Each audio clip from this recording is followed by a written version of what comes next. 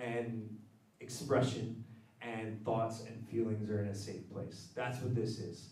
This isn't for me. This isn't for, anybody else. This is for these people performing tonight, these 9 brave souls that are here to about pour their hearts out to you guys tonight. All right? So that's what this is about. Now, this is a competition, so I do want to express that there is a little bit of competitiveness going on, and then we will get to the audience where I will need your help eventually this evening, so keep that in mind as we go along tonight, all right? So let me just lay the ground rules for you guys real quick, and then we will get started. So each performer has 2 minutes to perform whatever comes up in their head. So they have prepared these pieces. It could be a spoken word, it could be a poem, it could be a monologue, it could be anything. So just keep that in mind too as well, that these are different forms of expression. So people are going to have different thoughts, different feelings, different ways of expressing themselves. They might not necessarily agree with you, but we're here in a safe place, and that's what tonight is for. So just keep all those things in mind. I will be dinging them if they go over a time limit, and Chris will be bringing the lights up when they go over said time. So like I said, this is a competition. All pieces are following the Front Porch Improv guidelines, like I said earlier. This is a safe place, so let's keep it that way. Let's keep it respectful. Let's keep it within the boundaries of everybody's respectfulness and human nature, all right? And then, last but not least, this is a solo act. There's no music. There's very little props. There's just a spotlight, the person, and the words. Yeah! So they do have an option to use the microphone and the stand if they do want to, but I do encourage them to not, because that's where the expression comes from. And last but not least, it's about showing up, it's about speaking out, and about sharing something that matters. So that tonight, the stage is yours, guys. So last but not least, I just want to leave you guys with a little saying from one of my favorite movies, and one of my favorite actors on earth, Robin Williams from Dead Poets Society. All right? Sorry, I wrote everything down. Apologies. So, we don't read and write poetry because it's cute. We read and write poetry because we are members of the human race. And members of the human race are filled with passion. They are also filled with mathematics, engineering, laws, and service, which are all noble pursuits necessary to sustain life. But poetry, romance, love, that's what we stay alive for. To quote from Whitman, "Oh me, oh life, of the questions of these recurring, of the endless wings of the faithless, of the cities filled with the foolish, what good amid these, oh me, oh life?" Answer, that you are here, that life exists, an identity, and that powerful play goes on, and you hope to contribute a verse. And that powerful play goes on, and you hope to contribute a verse. What will your verse be? And without further ado, this is Monologue Madness, everybody. So please, give it up for our first brave soul tonight. Please welcome Johnny to the stage.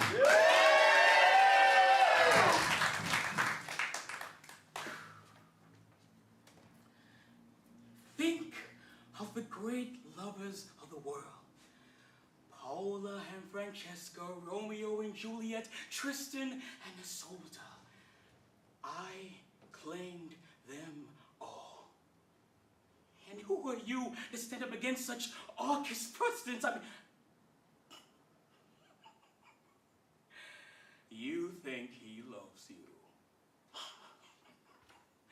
It is not you that he loves, but your dancing of his songs. He is a poet.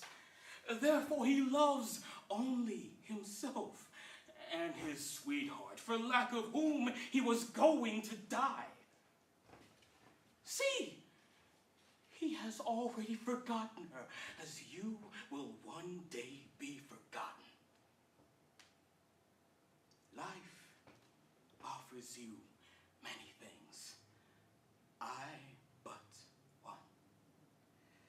She pours out the sunshine to make you glad. She sends the winter to chill your heart. She gives you love and desire and takes them away. She brings you warm quietness and kills it with hunger and anxiety. Life offers you many things. I but one. Come closer, tired heart, and hold out your weary hands. See what a pearl I offer to kings and beggars alike. Come, I will give you peace.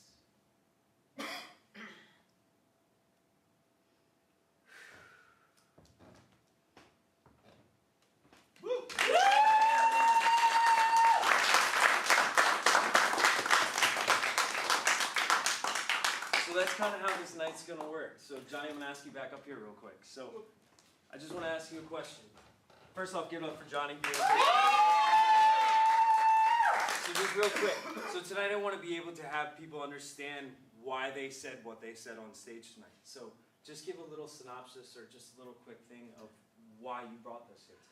Well, I mainly bought it here because I've been thinking about this monologue for a while. It's from a piece called The Game, and it's about Death trying to convince this lover to and I find it interesting, the dynamic, because at first I thought it was going to be so aggressive, but I thought, no, you want them to come to you, so you have to be gentle. You have to find out points where you have to pull and when to yank, and that's what I was kind of going for. But just like, yeah. Love it. Love it. So I want you guys to understand how brave these people are being tonight, because there is subtext within the words, within the meanings, within the sentences. So I also want you guys to be able to feel a little bit about who Johnny is and who everybody else is performing today as well. All right? So coming up next, we have a wonderful gentleman. Angela will be performing a piece from The Odd Couple. Give it up for Angela.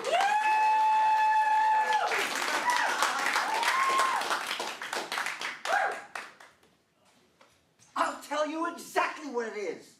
It's the cooking. It's the cleaning. It's the crying. It's the talking in your sleep. Francis, take me back. Oh my God, it's those moose calls. At 2 o'clock in the morning to open up your ears. I can't take it anymore, Felix. I'm cracking up. Everything you do irritates me. And when you're not here, what I know you're going to do when you come in irritates me. Your little notes on my pillow. I've told you 100 times I can't stand little notes on my pillow.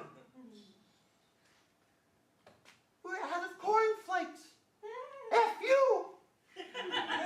It took me 3 hours to figure out that F you stood for Felix Unger. It's not you, Felix. It's just a rotten combination. That's just a frame. I haven't even painted the picture yet.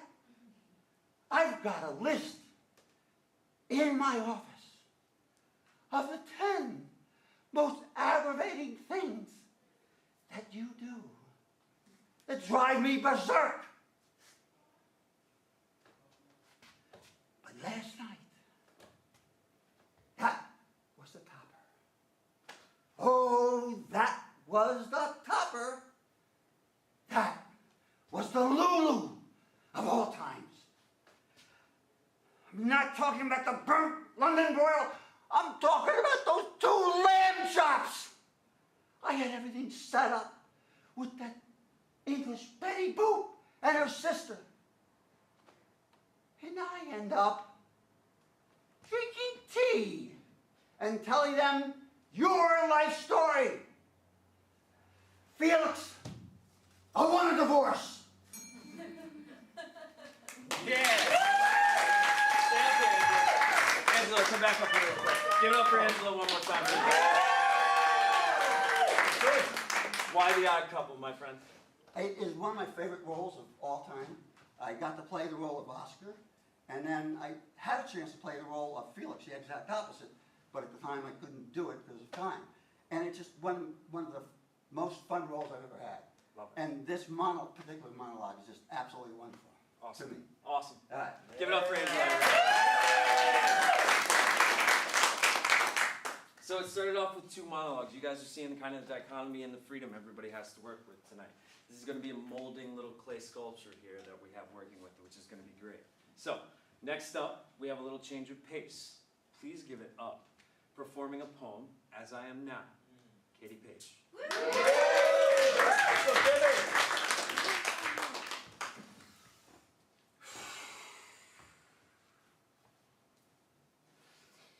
I scratch and claw at what's old, picking at that which I want to leave behind. Too eager to be renewed, removed, far from the self I once knew. Patterns changing, new pathways forming, not who I was before, not who I'm longing to be.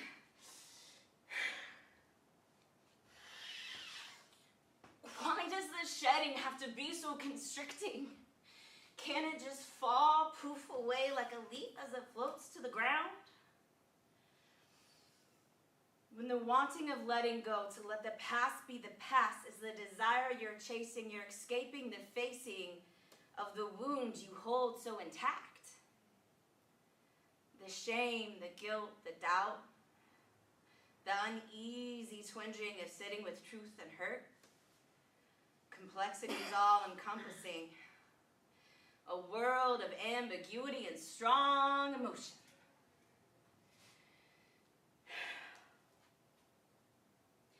Who you are is love, who you are is love, who you are is love. The loving and the lovable, complete, divine.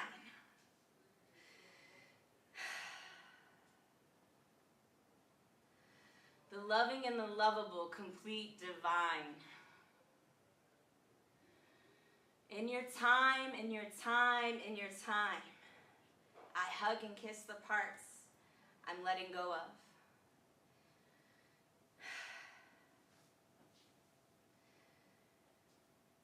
From the flaky skin, to the trauma response behaviors, to all the energy that once served me. I bid you adieu and I wave goodbye, knowing that I am the seed and the flower, the snake and the dead skin, the love and this cycle, 2 parts with no end. Thank you.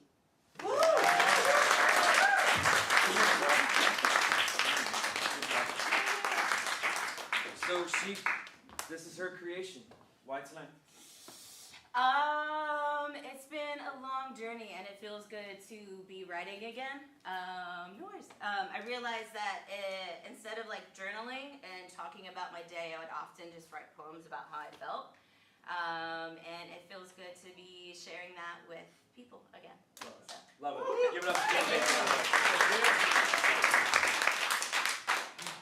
It's nice to be vulnerable sometimes, isn't it?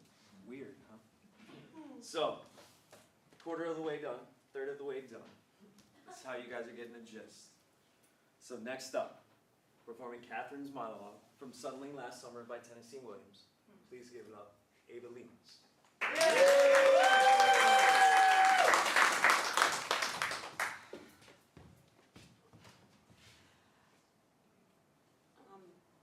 At a Mardi Gras ball, some boy who took me got too drunk to stand. I wanted to go home. My coat was in the cloakroom. I couldn't find the check. I was like, just let it go, you know? I headed out for a taxi and some guy grabbed my arm and was like, I'll drive you home. I don't think I'd ever seen him before then, really. He took me home, but he took me somewhere else first. He stopped near the end of Esplanade Street. Stopped. And I said, what for? He didn't answer.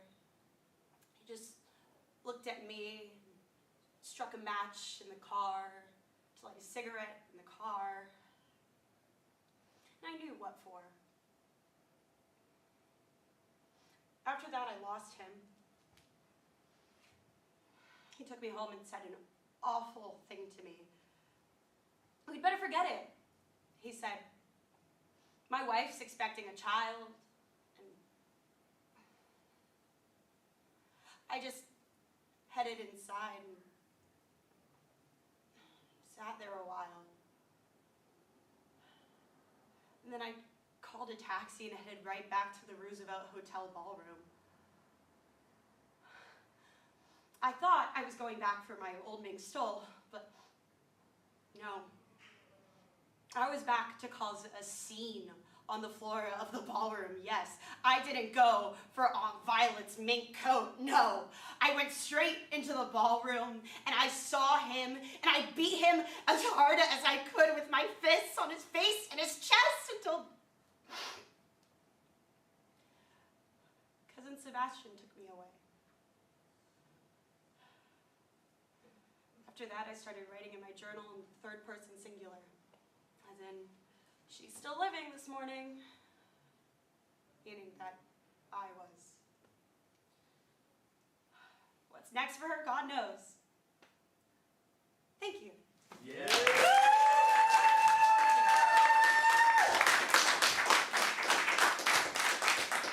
So Ava had a little tough time picking what she was going to do tonight. We've been going back and forth from everything from Shakespeare to this. So why this?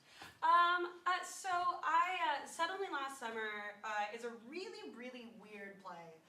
Tennessee Williams, I don't know if you guys know this, is kind of like a racist and kind of hates women.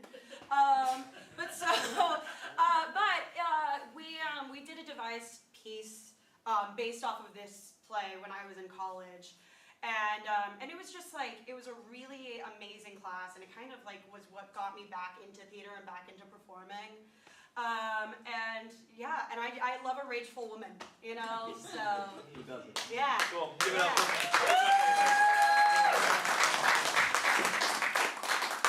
Yeah, who doesn't love a woman with rage? Cool. All right, next up, kind of a little change of pace here. He's a Savannah native.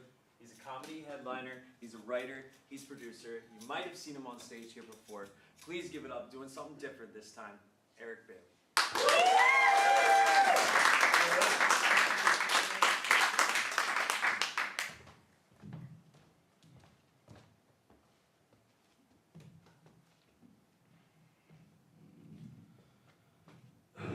I need a new car.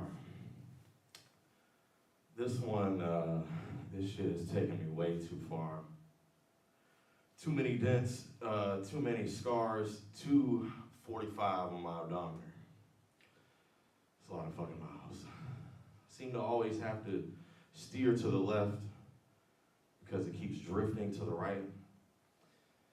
They wouldn't even give me an alignment, so there's no end in sight. New leak every week. My radio abandoned me after a year and still has yet to come back, so never again will I get to drive to a Snoop Dogg soundtrack. My rearview mirror hangs on courtesy of black electric tape. And sometimes my windows hesitate when I roll them up. You see, I drive a Nissan that was at some point beige. Now it's 4 different shades of fade. If you saw it today, you'd say there's no way that his girlfriend didn't take a blade from his bumper to his tailgate. And as if that weren't enough, last week, my car was sideswiped. The other car ran off and left my bumper in shambles. Now my bumper is sky blue. No, I'm not done yet. This isn't a haiku. My car is like it was trashed by Ryu in one of those Street Fighter bonus rounds. You can make a Kanye beat with all the sounds it makes when I slow down. And when my shocks bounce up and down, they crunch so loud. But at least my AC works. And since the car I have isn't really what drives me, I'll continue to put unleaded in this old reliable. But as long as she keeps cranking and I keep getting where I go, I'll continue to see the silver lining in this faded paint. Thank you.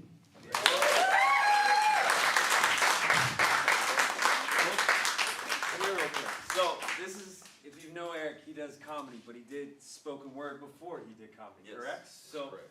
tell me about it a little bit. What's this piece Uh, about? Why it came about? And It was about a shitty car that I had when I was in college. And yeah. And I started doing spoken word in 2017 with Spitfire Poetry Group.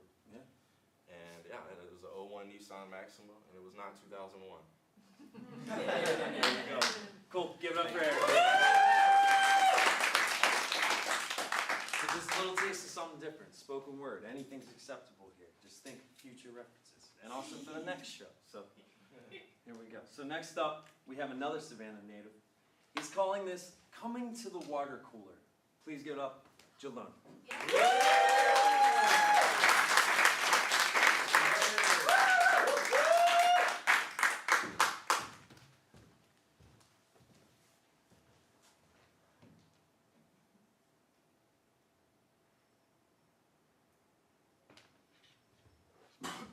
Oh, I finally remember one of my dreams. I thought that you would be happy about it. Yeah, everyone else just went to lunch. They went to Subway or some shit. So we have time. So in the dream, I'm dead. And a couple other of us we're all dead. We just died and we're in like this room. It's like purgatory or some shit. We're all waiting to go to the next step, the next phase. And my dad is there too. His ass just died too. And the room just turns into his study.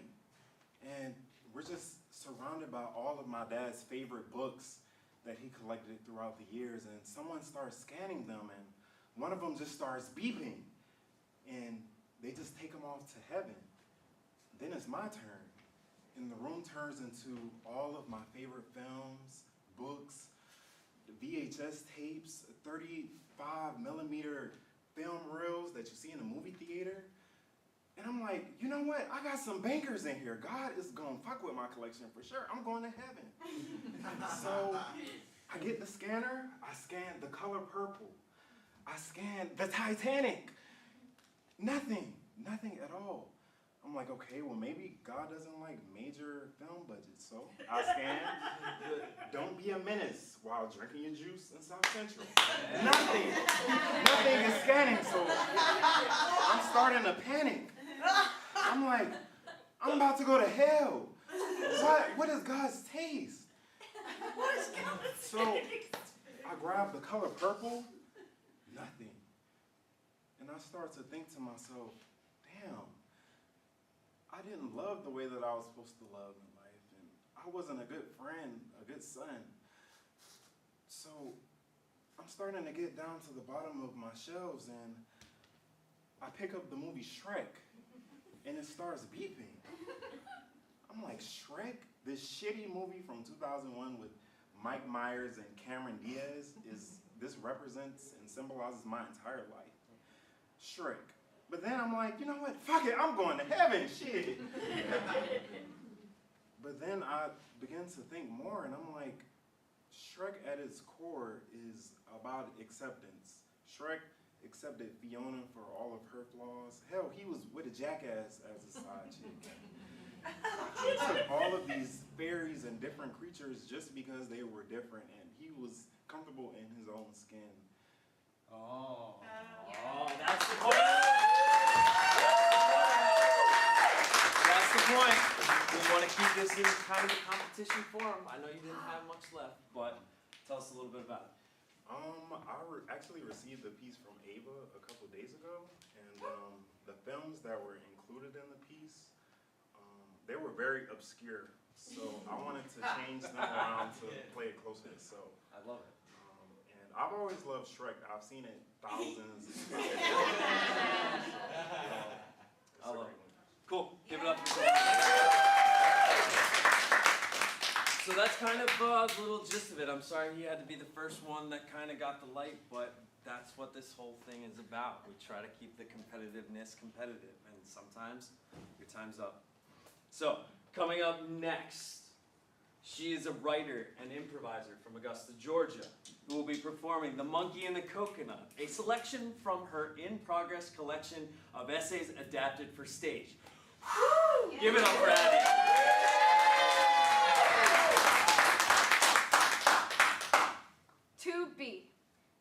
Principal Day School, Augusta, Georgia. Miss Mason, my second grade teacher, whips out a red cooler and takes off the lid. Inside is a coconut. Now students, this is not an ordinary coconut.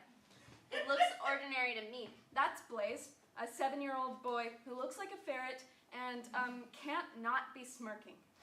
No, class, this is a special coconut. Inside this coconut is your next class pet. Shocking. Okay, class pets are a big deal. Our last one, Henrietta, was a stuffed tabby cat, and when she disappeared, we were devastated. Who could replace Henrietta? And how can a class pet grow in a coconut? Miss Mason? Yes. Is our next class pet a palm tree? No. Your next class pet is a monkey. What? A monkey is every second grader's dream, but how? Oh, my daddy, he works at the SRS. Oh, that's the Savannah River site, the nuclear bomb plant in the scary woods south of town. You're not allowed to park there. Cars there have 6 legs, and the owls have 3 eyes. Anything can happen at the bomb plant. Yeah, so my daddy, he took some sperm and some eggs from a monkey. He mashed them all together and put them in a coconut. In 2 months, we're going to have a baby monkey strong enough to rip this thing apart from the inside. That's a lot, right? And there's this monkey, tantalizingly close. But we're 7 years old, and 2 months is a long time. Our incredulity and hope sort of sours into skepticism and doubt, and kids start defecting. They start going to Blaze's team of the non-believers, where he says horrible things like, monkeys don't grow in coconuts. and I say, I saw Jurassic Park. They had these ostrich eggs, but Those are ostrich eggs, not coconuts. he had a point. And if you believe in dinosaurs, you're going to hell. He lost his point, right? So you're 7 years old, and this authority figure, she's telling you something you want to believe, but you can't. And this kid Blaze is just a dick who says you're going to hell. And what do? How do you find the answer? What's true? You call the FBI. Thank you.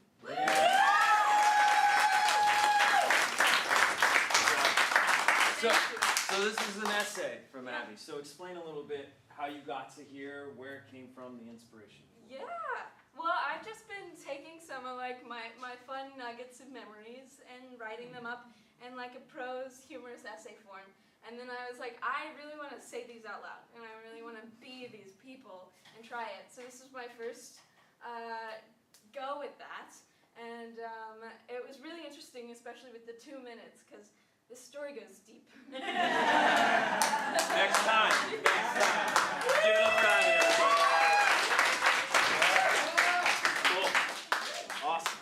Awesome. So we're down to our final 2 for the evening, everybody.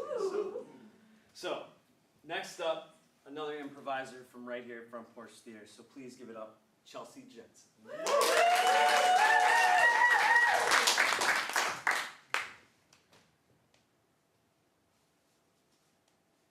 She's called Rona, my girlfriend. She was named after this little Scotland island, like island off the coast of Scotland. And that's where her parents, that's where they said that they fell in love. And they always said that they were going to take her, but then they never did, life. And then they both died. Like her mom 5 years ago and her dad like a year ago.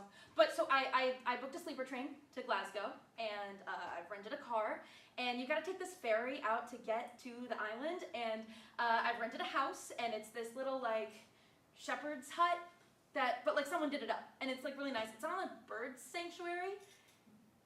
She has a thing about puffins. She just really, really loves puffins. Like, if all you have to do, if you gotta get her a gift, is like get her a mug or like a t-shirt with a puffin on it. It makes her day. She just loves puffins. And you can see them from the house, the puffins. And it's so exciting. And when we can swim in the sea, like we're gonna be able to swim in the ocean, and that's one of the things that we like to do, because we like to swim in the sea when it's cold, and I bought a ring.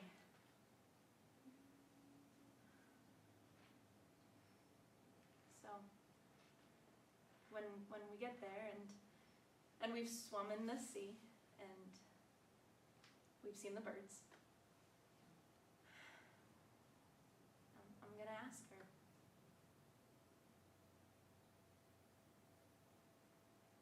So if it's all right with you, I really would rather not go to the Arctic. Thank you.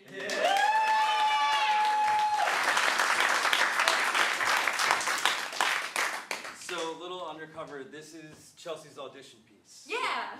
So this is the first time she's got to perform it in front of people instead of people trying to cast them. So explain a little bit why you chose this piece, why it's important to you. I love it. It lights me up. I think it's just so nice, and I don't know. It just makes me happy.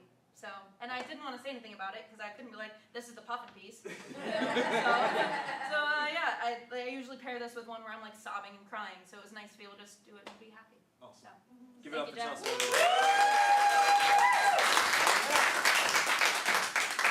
All right. So finally, for our last person of the evening. Now, just a friendly reminder for the audience in the group, I will be needing your participation after this is all said and done. We will get to that in a second. But without further ado, he is going to be talking about the dangers of sports betting. Please give it up for April, everybody. I hate sports betting. Let me tell you why. Let's get nostalgic. The year is 2003. I'm 3 years old. George W. Bush is president, and I'm watching my dad watch LeBron James getting drafted to the NBA. Let's fast forward 6 years later. It's 2009. I start playing basketball myself. The president is Barack Obama, serving his first year in office. And me and my dad are watching basketball. We're watching LeBron, and he's like, son, you see that pass he's making? You can make that pass in tomorrow's game. 11 years later, I'm 20 years old, and at this time I'm an adult, and I'm driving a 2006 Honda Civic as fast as I possibly can on an empty road in Atlanta because there's nobody on the road in the middle of a pandemic. And when I get home, my dad's not there. Nobody's there. Everybody's alone. We lost a lot in 2020, but we have one thing. While everybody was butt naked and vulnerable out here, one man had control of his destiny. LeBron James, winning his 4th NBA championship. Now let's fast forward 5 years later. I'm with my friend, just the other day, and we're watching LeBron play. A 40-year-old man who's breaking the bounds that we understand for the human body. He's 40 playing at an all-star level. But the problem is, we're watching 2 different games. The game me as a 25-year-old is watching is the greatest anomaly in sports history. But him, my man's, he not watching that game. That's how I know he not watching that game. Cause this motherfucker in my ear bitching about his parlay. Yo, LeBron, 3 more points. LeBron gets taken out of the game. 3 more points. Oh my God, I'm gonna miss my parlay. He has 40 points right now. Is him being incredible at this age not enough for you? It's already depressing enough that people, players, and referees are putting money on these games and changing the outcome. It's already depressing enough that sports betting is encroaching on our experience. But the most depressing part is you can't just watch a basketball game with the homie no more. Sports betting is the worst thing that happened to sports forever. And it makes me apoplectic, it makes me indignant, it makes me infuriated. It's stupid and dumb, and also it's dumb and stupid. Thank you.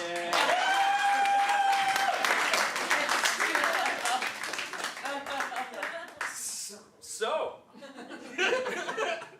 as a fellow sports bettor, why do you hate me so much? Capitalism is encroaching on everything we love. It's encroaching on your relationships, it's encroaching on video games, it's encroaching on our sports. Yes. Yes. So why did you want to write this piece? I just want to be in a world where we can love things for the joy of it. You make art for the joy of it.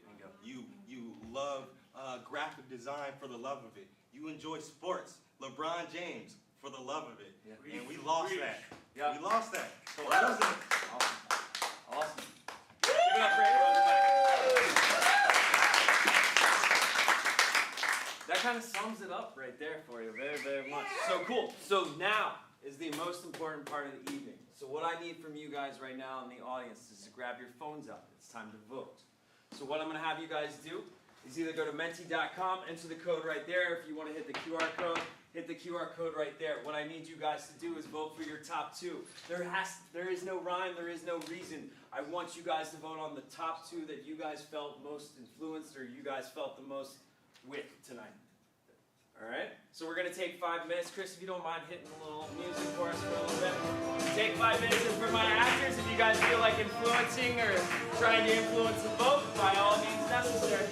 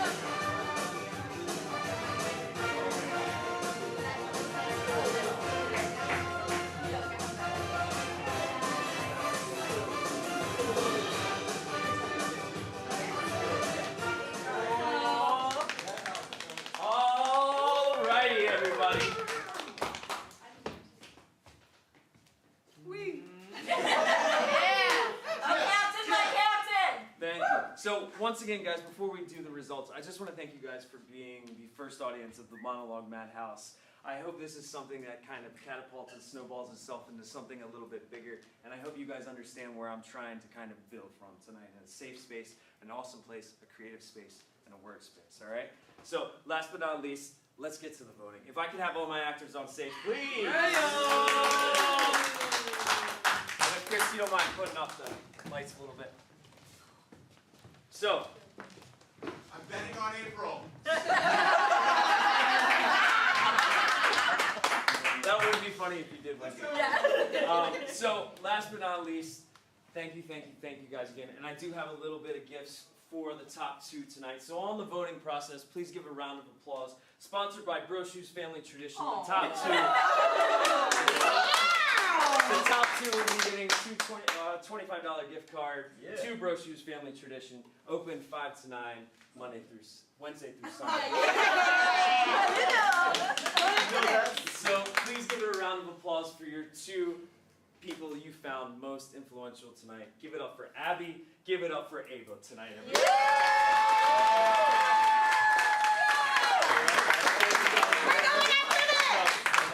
And then, guys, keep your hands together, please. Give it up for Chris in the booth.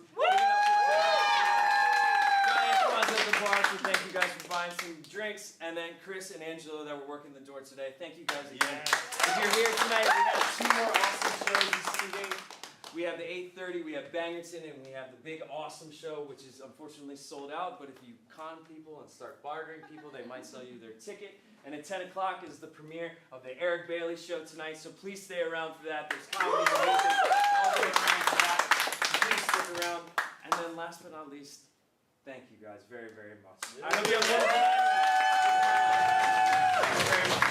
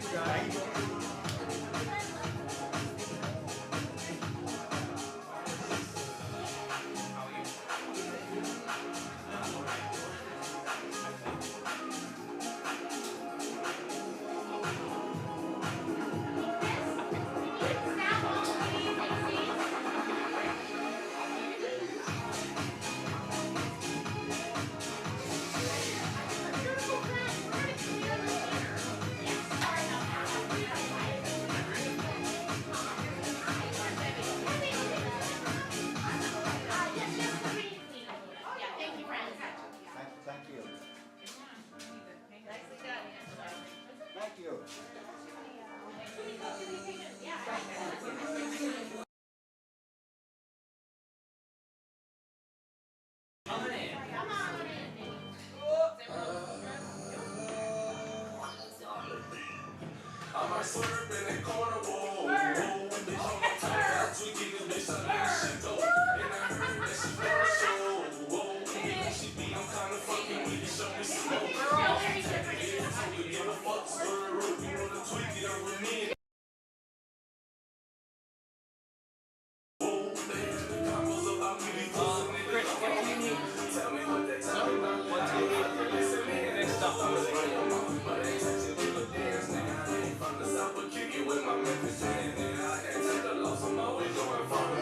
Are you guys